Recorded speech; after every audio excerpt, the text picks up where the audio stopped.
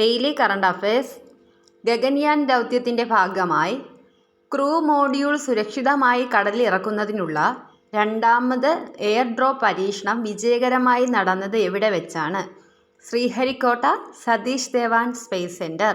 2026 April 11 India ആഘോഷിക്കുന്നത് പ്രമുഖ സാമൂഹ്യ പരിഷ്കർത്താവായിരുന്ന മഹാത്മാ ജ്യോതിറാവ് ഫുലെയുടെ എത്രാമത്തെ ജന്മവാർഷികമാണ്?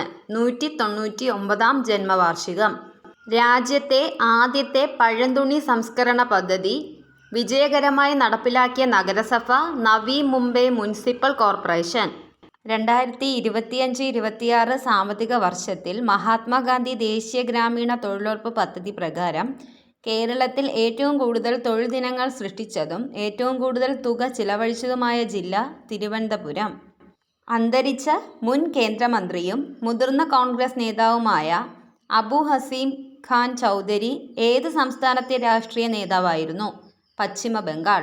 ബീഹാർ മുഖ്യമന്ത്രി സ്ഥാനത്ത് നിന്ന് ഒഴിഞ്ഞ് രാജ്യസഭാ അംഗമായി സത്യപ്രതിജ്ഞ ചെയ്ത പ്രമുഖ രാഷ്ട്രീയ നേതാവ് നിതീഷ് കുമാർ.